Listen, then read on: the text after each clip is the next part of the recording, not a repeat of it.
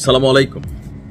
আজকে জাকসু নির্বাচন, আপনারা সকলে অবগত আছেন। তবে ডাকসুর মতন এতটা প্রচারণা অথবা টান উত্তেজনা জাকসুকে ঘিরে না থাকলেও এই মুহূর্তে শিবিরের জয়ের পর অনেকেই ধারণা করছেন যে জাকসুতেও জাহাঙ্গীরনগর বিশ্ববিদ্যালয়ের যে কেন্দ্রীয় শিক্ষার্থী সংসদ জাকসু এবং হল সংসদের যে নির্বাচন, সেখানেও শিবিরের ভূমিদোষ বিজয় হবে।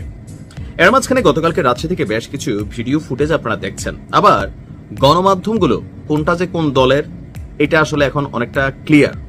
কারণ একই নিউজ যখন ঢাকা পোস্ট লিখছে যে আগের রাতে আচরণবিধি লঙ্ঘন, কমিশন কার্যালয়ে প্রবেশ বিএনপি পন্থী নেতাদের, আমি স্ক্রিনশট দিলাম যে ঢাকা পোস্টের নিউজটা যখন এভাবে সামনে আসলো, অপরদিকে বসুন্ধরা গ্রুপের মালিকানাধীন কালের কণ্ঠ আবার লিখছে জাকসু নির্বাচনের আগে বিশৃঙ্খলা, ছাত্রদলকে জড়িয়ে গুজব। নিউজ কিন্তু এইটাই। এমনকি দুইটা নিউজের মধ্যে যারা নিউজের রিপোর্টাররা আছেন তারা আবার পাল্টাপাল্টি কাউন্টার করছেন। অপরদিকে আপনার ঢাকা ইউনিভার্সিটির শিবিরের যিনি সভাপতি, কেন্দ্রীয় কমিটির, তিনি আবার বলছেন শুরু হয়ে গেছে ষড়যন্ত্র, মোকাবেলা করতে হবে। তো আজকের দিনে আসলে জাকসুতে গতকালকে রাত্রে কি কি ঘটলো, আগে চলুন দেখি। দুইটা পত্রিকায় আলাদা আলাদা নিউজ করেছে। তো আমি ঢাকা পোস্টের রিপোর্টটা যদি আপনাদের সামনে উপস্থাপন করি, এখানে তারা যেটা করেছে এটা আবার কাউন্টার করা হয়েছে যে নির্বাচনের আচরণবিধি লঙ্ঘন করে বিশ্ববিদ্যালয়ের নির্বাচন কমিশন কার্যালয়ে প্রবেশ করেছেন বিএনপিপন্থী অ্যাক্টিভিস্ট মারুফ মল্লিক এবং ঢাকা জেলা স্বেচ্ছাসেবক দলের আহ্বায়ক নাজমুল হাসান অভি। রাত 10টার দিকে বিশ্ববিদ্যালয়ের সিনেট ভবনে কমিশন কার্যালয়ে এই ঘটনাটি ঘটে, এমনকি একটা ফুটেজও আমরা দেখলাম। তো ভিডিওতে দেখা যায় যে ওই সময় কক্ষে উপস্থিত ছিলেন বিশ্ববিদ্যালয়ের উপাচার্য অধ্যাপক সোহেল আহমদ, কোষাধ্যক্ষ আব্দুর রব এবং বিএনপিপন্থী শিক্ষক অধ্যাপক বোরহান উদ্দিন। উপস্থিত কয়েকজন প্রার্থী তাৎক্ষণিকভাবে এই ঘটনায় আপত্তি জানান। এক প্রার্থীর প্রশ্ন ছিল, স্যার এরা এখানে কি করছেন, ভোট কি রাতে হচ্ছে নাকি? তো এ বিষয়ে ওনার সাথে যোগাযোগ করতে চাইলে উনি বক্তব্য দিয়েছেন। তো এবার আসুন দেখি কালের কণ্ঠে আবার এই নিউজটাকে কিভাবে কাউন্টার করা হয়েছে। ছাত্রদলকে জড়িয়ে গুজব, টাইটেল দেখে বুঝতে পারছেন যে এখানে বিএনপিকে একটা সেফ জোন দেওয়া হয়েছে। এই পত্রিকাটি বলছে যে বিভিন্ন পেজ থেকে ভিডিও প্রচার করে গুজব ছড়িয়ে পড়েছে ছাত্রদলকে জড়িয়ে। ভিডিওতে দাবি করা হচ্ছে নির্বাচন কমিশন কার্যালয়ে ব্যালট বাক্স চুরি, ইলেকশন ইঞ্জিনিয়ারিং করার চেষ্টা করছে ছাত্রদলের সাবেক নেতাকর্মীরা। আর একটি ভিডিওতে দেখা যায় ছাত্রদলের আহ্বায়ক জহিরুদ্দিন বাবর এবং যুগ্ম আহ্বায়ক মশিউর রহমান রোজেন নির্বাচন কমিশন কার্যালয় থেকে সিঁড়ি বেয়ে নামছেন। তাদের সাথে নির্বাচন কমিশনের দুজন কর্মকর্তা ব্যালট বাক্স হাতে নিয়ে যেতে দেখা গেছে। তবে কর্মকর্তারা বলছে ব্যালট বাক্স ছিনতাইয়ের মতন কোনো ঘটনা ঘটেনি। ভোট কেন্দ্রের জন্য ব্যালট বাক্স তারা নিয়ে যাচ্ছেন, আর সেখানে ব্যালট বাক্স ছিনতাইয়ের ঘটনা ঘটে নাই, বরং হলগুলো থেকে কর্মকর্তারা নিজ নিজ হলে ব্যালট বাক্স নিয়ে যাচ্ছিলেন। আর শাখা ছাত্রদলের যুগ্ম আহ্বায়কের যে ভিডিওটা ডিলিট করতে বা সাংবাদিকদের হাত থেকে ফোন করার বিষয়টা, তার বক্তব্য, আমি ছাত্রদল ঘোষিত প্যানেলের নির্বাচন পরিচালনা কমিটির সঙ্গে কাজ করছি, সেই কারণে বিশ্ববিদ্যালয়ের নির্দেশনা অনুযায়ী নির্বাচনের দিনের পর্যবেক্ষক পত্র আনতে গিয়েছিলাম। ফেরার সময় গোপনে আমার ভিডিও করা হয়, যা আমার ব্যক্তিগত গোপনীয়তা ভঙ্গ করছে, আমি প্রতিবাদ জানাই। তো সেই ব্যক্তি কোনো সদুত্তর দিতে পারেনি, সিসি ক্যামেরা আছে, দেখতে পারেন। এখন দুইটা পত্রিকাতে দুই রকম নিউজটা আসছে। একটা পত্রিকা সম্ভবত শিবির সাপোর্টিং এ আছে, কালের কণ্ঠ আপনার আছে হচ্ছে বিএনপি কে সাপোর্টিং এ। তবে আজকে জাকসুতে নির্বাচন হতে যাচ্ছে, ঢাবির ভূমিদোষ বিজয় যেটা আমরা দেখছি শিবিরের, তো তারা এখন সর্বোচ্চ জাকসুতে তাদের যে নেটওয়ার্ক আছে, চ্যানেল আছে, অপরদিকে ছাত্রদলও তাদেরও যে নেটওয়ার্ক আছে, চ্যানেল আছে, আবার প্রশাসনে যার যার প্রভাব, প্রতিপত্তি, অস্তিত্ব যার যে লেভেলে আছে, প্রকাশ্য গোপনে পুরোটাই কিন্তু আজকে এখানে অ্যাপ্লাইড হতে যাচ্ছে। তবে আজকে ছাত্রদলের জন্য একটা বাঁচা মরার নির্বাচন হবে জাকসুটা। কেন? ডাকসুতে যেভাবে পরাজিত হয়েছে, এটা বিএনপিকে পর্যন্ত স্তম্ভিত করেছে, টেনশন তৈরি করছে। এখন যদি ধরেন জাকসুতেও ঠিক একই রেজাল্ট হয়, তাহলে আগামী নির্বাচনকে নিয়ে বিএনপির নড়ে চড়ে বসা ছাড়া আর কিন্তু গতি থাকবে না। এরপরে রাকসু, এরপরে চাকসু। তবে পরিস্থিতি যেভাবে মনে হচ্ছে যে শিবিরের কিছু ঘাঁটি আছে, লাইক চাকসু, রাকসু, এগুলো কিন্তু শিবিরের ঘাঁটি।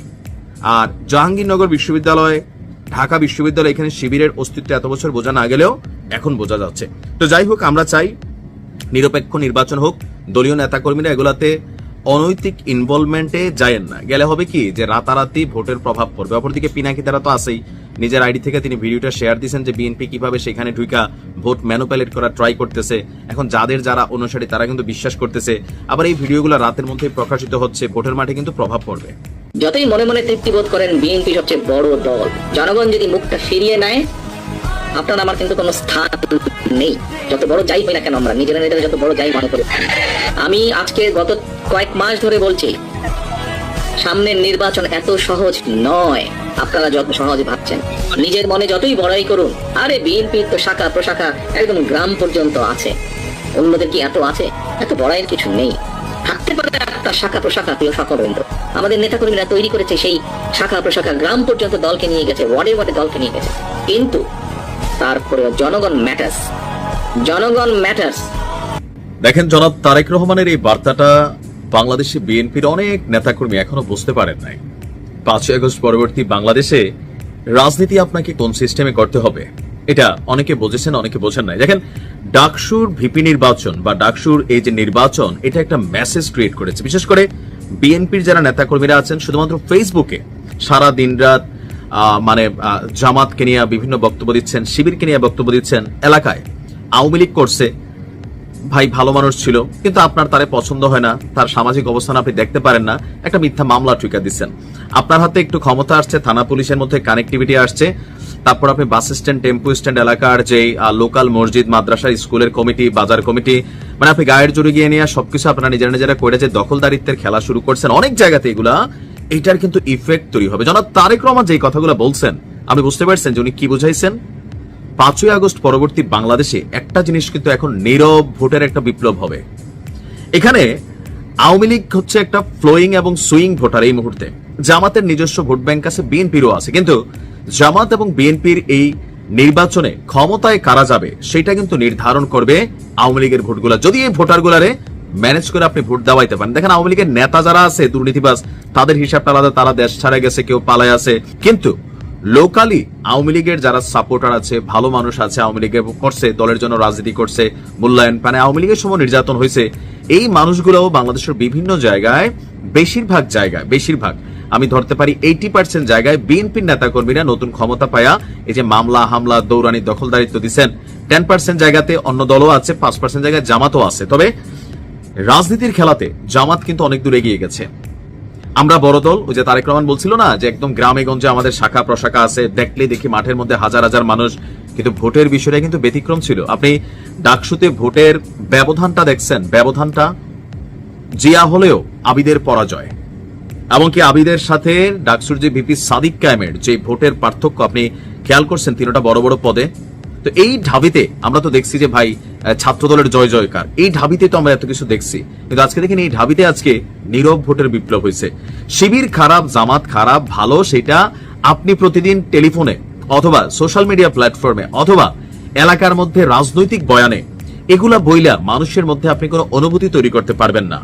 আপনাকে যেটা করতে হবে ভালো কাজ। এই মুহূর্তে নির্বাচন নিয়ে খুব বেশি দিন কিন্তু আর নাই। সো নির্বাচনের আগ মুহূর্তে আপনার যেটা দরকার, বিএনপির একজন নেতাকর্মী হিসেবে এটা আপনাদের জন্য আমাদের একটা মনে হয় যে একটা বার্তায় আমার কাছে মনে হয় যে যেভাবে নিতে পারেন। আবার কেউ বলেন না যে তুই জামাতের এজেন্ট হয়ে গেছিস, কারণ বললো তো এগুলোই ভাবেন। আপনি যদি মনে করেন যে আগামী দিনে নির্বাচনে আপনাকে জয়লাভ করতে হবে, তাহলে তারেক রহমান যেটা বলছেন এটা আপনি অনুধাবন করতে হবে যে আরে কি এলাকায় তো আমরা ছাড়া কেউ নাই, কমিটি টমিটি আমরা যেখানে খানা আছে ওইখানে আমরা আওয়ামী লীগ যা খাইছে আমরা তা খাবো। এগুলো মানুষ দেখে, মানুষ বোঝে। নির্বাচন সুষ্ঠু হলে ফলাফল কিন্তু রাতারাতি বদলাই যেতে পারে। আর জামাত অতীতের যে কোনো সময়ের তুলনায় তারা কিন্তু ব্যতিক্রম। আপনি দেখছেন তাদের যে সেলিব্রেশন স্টাইল, নামাজ পড়া, সেজদা দিয়া, এবং কি তাদের ভিপির বক্তব্য শুনছেন, সাদিক কায়েমের বক্তব্য যে আমি ভিপি না, আমি তোমাদের ভাই, আমি তোমাদের বোন। এই জিনিসগুলা সাধারণ মানুষের, সাধারণ স্টুডেন্টদেরকে টাচ করা যায়। এখন যে যোগটা চলে আসছে 5ই আগস্ট পরবর্তী বাংলাদেশে, গায়ের জোর দেখাবেন, ধমক দিবেন, মামলা একটা দিয়ে দিবেন, কথা বললে গিয়া ওই এটা করবেন সেটা করবেন, ভাই এই কাজগুলা আপনার ভোট নষ্ট ছাড়া আর কিচ্ছু করবে না। আরেকটা জিনিস আছে যে এক এলাকায় একাধিক প্রার্থী যেসব জায়গায় আছেন, এক নেতা আরেক নেতার কর্মচারীরে